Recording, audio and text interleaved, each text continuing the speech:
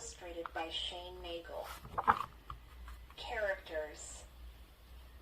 Phoebe wants to be a famous writer. Johnny is curious and loves to solve mysteries. Hope and Sean are twins who enjoy playing with their friends. Chapter 1. Scary Stories.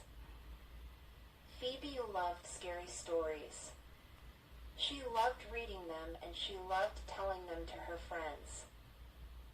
Scary stories gave Phoebe the BBs. And really scary stories gave her the fizz. Someday she wanted to be a world-famous writer of scary stories. Just so you know, BB stands for butterfly belly. The ticklish feeling you get in your belly when you're scared. Fizz is short for fizzy neck, normally known as goose pimples. If you get the fizz, you are really scared. One fine school day, Phoebe was trying to scare her friends Johnny, Hope, and Sean by telling them a really scary story. It was from a book called The Disappearance by Basil Stiller, who was one of Phoebe's favorite authors. She was so excited, she nearly forgot to eat her lunch. Then one by one, said Phoebe in a spooky, slow voice, all of the kids started to disappear. She took a quick bite. And nobody knew where they had gone. Oh dear, said Hope. Why didn't they call the police? Asked Johnny. He was hard to scare. Because the police had mysteriously stopped answering their phones, said Phoebe. Why didn't they call them on their mobile phones? Said Johnny sharply. Because the entire satellite system was down all over the world, said Phoebe. The twins were intrigued. It was a big mystery, and it had something to do with that old box he dug up, continued Phoebe. What box? Asked Hope. The box I was telling you about, exclaimed Phoebe. You didn't mention any box, said Johnny. Yes, I did. No, you didn't, they all yelled. Phoebe was annoyed. She was sure she'd mentioned the old wooden box the hero had found in his yard. It was a key part of the story. She grabbed the disappearance from her pocket and scribbled a few notes to herself. The school bell rang. Lunchtime is over, said Sean. Phew, said Johnny. We're saved from being scared to death for now. Can you really get scared to death? Asked Hope. That would be horrible. I'm not going to die till I'm a famous writer, said Phoebe. Well, we'll all be dead if we are late back to class, joked Johnny. I'll see you at the big tree after school, yelled Phoebe. They mumbled agreement and ran off to class. Chapter 2. Where's Phoebe? After school, Hope and Sean sat under the big tree playing What's That Shadow? What's that shadow? Pointed Sean. A rabbit, said Hope. My turn. What's that shadow? There. Oh, that's hard, said Sean. Wait. I know. It's a boy running. And he's holding a book. Just then Johnny arrived. Where's Phoebe? He asked. Not here yet, said the twins. But she left class ages ago, said Johnny. Then something caught his eye. What's this? Johnny picked up a book from behind the tree. It was The Disappearance by Basil Stiller. He opened it and read, This book belongs to Phoebe Williams. Don't steal it or I won't be held responsible for what I do to you if I ever catch you. Signed, P.W. P.S. This book gave me 4 BBs and 2 fizzes. Sounds scary to me, said Hope. Johnny noticed a loose piece of paper. Hey, a note. Dear Johnny and the twins, sorry. Had to leave suddenly saprise emergency. P.W. He read it out loud. What kind of emergency? Asked Sean. A spelling emergency, I'd say, said Johnny. Maybe we should drop by Phoebe's on our way home and see if she is okay.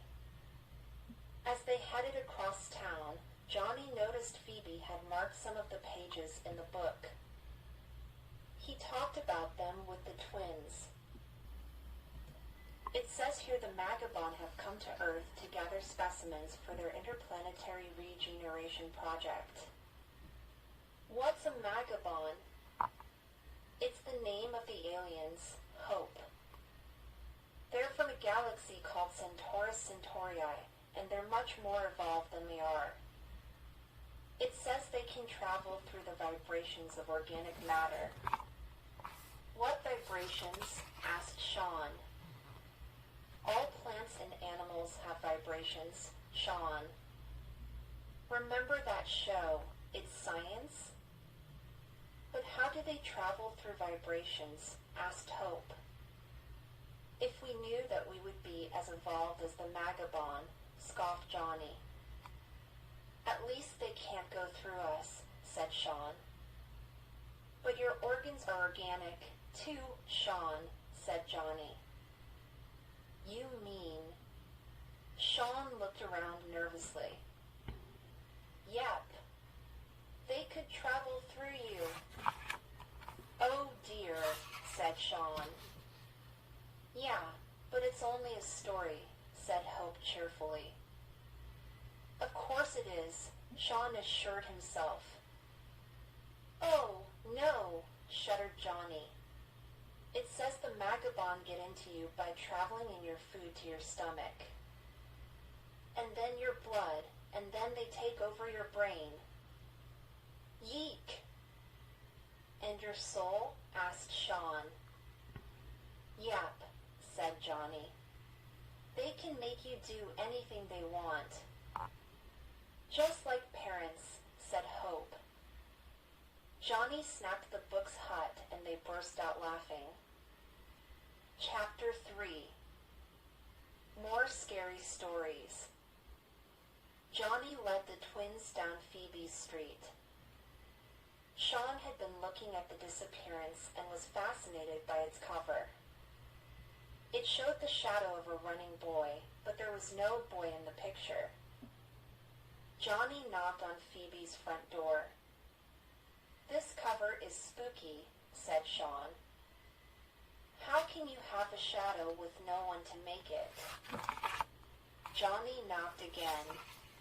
They must be trying to show that he has just disappeared, he said. And it looks like the shadow is carrying a book, said Hope. Johnny knocked again. Yeah, said Sean. Just like before, in our game of What's That Shadow? I remember, said Hope. You thought the shadow looked like a boy running with a book. No one's home, said Johnny. He looked into the front window. Ah, what? The twins asked. Well, I can't see any furniture, said Johnny. I'd better check around the back. Johnny ran around to the back of the house. Sean read on. It says that the Magabon take the belongings of their specimens to set up museum cells. Back on their planet. But Sean, it's not really real, Hope said quietly. Is it? Just then Johnny yelled out. Hope grabbed Sean's arm in fright. Johnny? Running back carrying an old box, Johnny was breathing fast. You'll never believe this. There's no furniture in the house, not even carpet. And look what I found. It must be 1,000 years old, said Hope. Like the old box Phoebe was telling us about. Sean and Hope gave each other a funny look. This box must be from the actual story, said Sean. The story said the Magabond take the furniture to set up a human zoo, said Hope. And that creepy shadow we saw when we were playing What's That Shadow must have been Phoebe trying to warn us with her note, Sean continued. Don't be stupid, Sean, said Johnny. The disappearance is just a story. This is for real. But Phoebe always said that stories are more real than reality, said Sean. And Phoebe is missing. Come on, said Johnny. Let's get out of here. Phoebe's bound to be at the library, she always is. Chapter 4. Empty Streets. On the way to the library, the three walked more slowly than before. Every now and then, Hope stepped on Sean's heels. It made her mad. What are your heels doing under my toes, Sean? She asked. But Sean didn't answer. He was reading something from the book. And he looked worried. What is it, Sean? She asked. Sean closed the book slowly and looked around. His eyes were almost popping out of his head. Have you two noticed anything strange? He whispered. Only you, giggled Johnny. Do you see anything? I mean anyone? Well, no, admitted Johnny, but... It says in the book that the Magabond don't just take one specimen. Sometimes they take hundreds.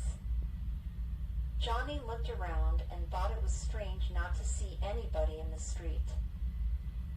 Hey, he yelled. Is anybody there? Sean and Hope moved closer to Johnny. A large crow flew above them and cawed eerily. We need to get to the library, said Johnny. Come on, you too. In a few minutes, they approached the library's front door. Johnny's heart had been beating fast all the way. He lunged at the door, but it was locked. What's going on? Asked the twins. Johnny peered through the window. It was completely empty.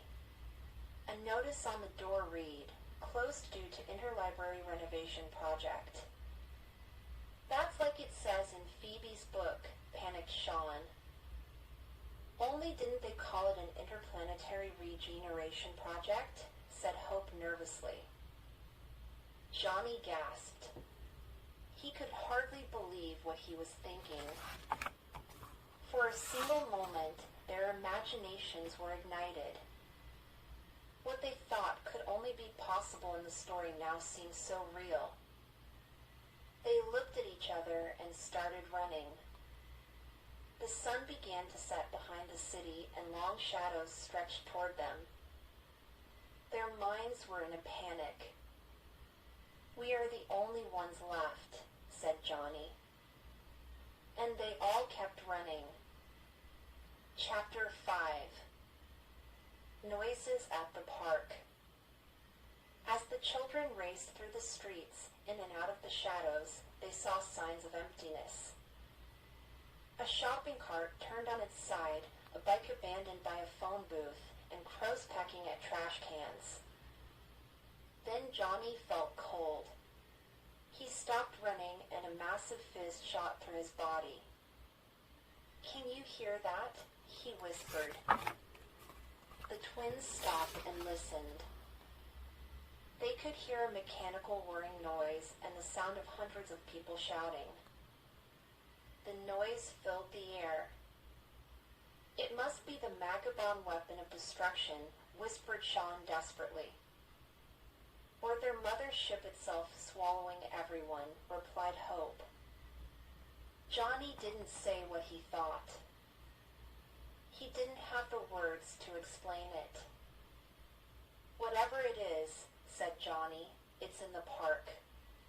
The three friends huddled close to each other. Shadows from the park moved along the street toward them.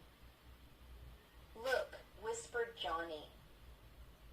The three watched as the shadow of a strange object lurched up ahead. Shaking, Johnny edged his way to the corner and peered around the fence. The noises sounded like screams of pain. Above the trees, he could see an object, spinning wildly with its lights flashing. It's the mother ship, gasped Johnny. I think it's torturing the people inside. I'm frightened, cried Hope. Sean put his arm around her. I won't let them hurt you, Hopi. I'm scared, too, admitted Johnny. But we can't just wait here and do nothing. We might be able to help some of them. We have to try. The twins looked solemnly at Johnny. Okay then, they agreed. Suddenly, as if responding to a gun at the start of a race, they charged screaming around the corner. And just as suddenly, they crashed into something and were knocked to the ground. Chapter 6. The Explanation. Before they could pick themselves up, they all started yelling at once. Phoebe! Did you escape? Have they still got your soul? Are you all right? What? Said Phoebe. Don't worry. You're probably still partially under their control, said Johnny. Perhaps we shouldn't trust her yet, said Hope. Oh, Phoebe, it's great to see you, said Sean. What are you three talking about? Asked Phoebe. The vagabonds, said Johnny urgently. They've taken the whole city captive. It's just like you said it would be. Like in the disappearance, you mean? Asked Phoebe, smiling. Yes, Phoebe. It's true, said the twins. The old box in the story. We found it in your backyard. Phoebe started to laugh. Johnny picked himself up and looked toward the park. What's going on, Phoebe? He said. But Phoebe only laughed louder. It's the fair, she cackled. The International Sci-Fi Fair. It comes every year, remember? My auntie picked me up straight after school. It was her big surprise for me. Johnny looked at Phoebe in disbelief. I don't understand, he said. Phoebe stood aside and pointed up at the trees. The wildly spinning object was a fairground ride, and the screams were the screams of delight from everyone riding it. Do you mean there's no vagabond mothership? Asked Hope. That's right, said Phoebe. And there are no tortured souls? Asked Sean. Tortured souls? No, giggled Phoebe, just a few impatient ones. Those lines are a kilometer long. But what about your missing furniture and carpet? Asked Johnny. Oh, we're having the floors polished, laughed Phoebe. And the box? We found an old box in your backyard. Oh,